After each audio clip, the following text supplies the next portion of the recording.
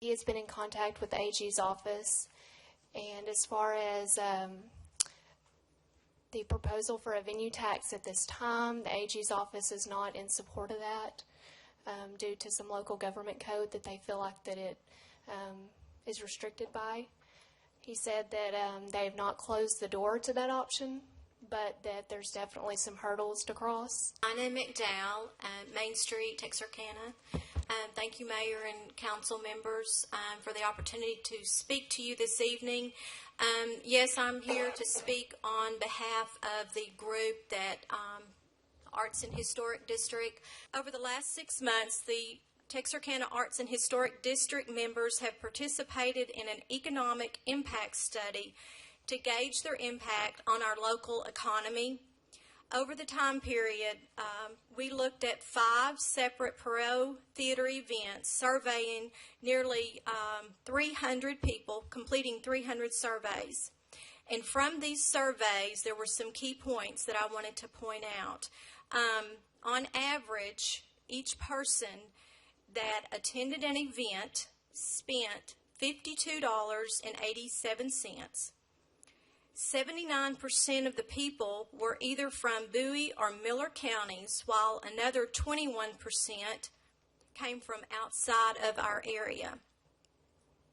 We've estimated that over the course of a year, these people that have attended the events can have an economic impact of nearly $7.5 million within our local economy. That's a tremendous impact on our local economy. We also have estimated that nearly 2,000 nights were stayed in our local hotels over a course of the year. As you all know, the City of Texarkana, Texas funds a combined total to the members of the Arts and Historic District $267,520. If returning into the economy of nearly $7.5 million, you're looking at 28 times coming back into the economy per dollar spent. With that said, we're all in a difficult situation. Each of the entities are with the idea of an 80% cut. And I also am very mindful of the fact that I understand you all are in a difficult situation as well. And I know that all of you all participate in the events that are presented in our downtown area through the symphony or the museum. So I have no question at all that you all understand the importance and the important part of our community. And clearly this survey shows what we give back to the community. So with that said, we're looking for a way that we can remain a viable part of the community in working with you all and the staff in whatever way we can. It's not a new problem, but we really want to see that we find a solution today, but also a long-term solution.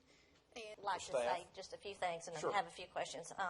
Obviously, Anna, you know, I don't think I have to say we know how important all of these organizations are to this community, both to me personally and obviously the economic impact that it has for our community. I want to just get out there a couple of things. Obviously, I know that it's been, you know, I've seen it in the paper and on the news and in the emails I've received that, you know, City Council is cutting funding, and I just want everyone to understand that obviously this is not a big conscious decision we are making to cut funding. The fact is that the money that we traditionally used to give to these organizations is not available. You know, I realize the economic impact you all have on our community. I'm so thankful for that, but at the same time, I also see all of the needs that there are in our city.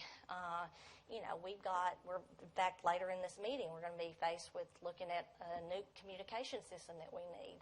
Right. And we've got to figure out where the money's going to come from for that. This has been public information. This has been information that has been conveyed to all of you all in the arts community over the past couple of years via community meetings, workshops, things of that nature. So I am hopeful that you all have been preparing for the fact that we are, you know, where we are today. speaking for myself, I just don't see that we are in a position to fund these organizations at the same level that we have in the past. My proposal to council members and to you all would be really twofold. Obviously, I know that we heard a little bit about the venue tax today. That may not be an option, but I still think it's something we need to pursue, full force. I think that would be the best long-term solution to our problem.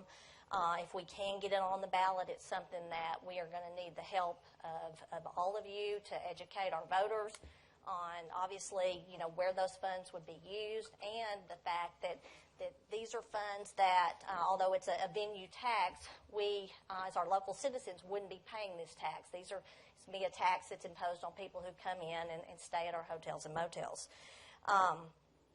Let's say we get this venue tax on the ballot in November, we're still probably looking at about 6 months before we see any income from that. So my thought was we try to find something, maybe a 6-month short-term solution.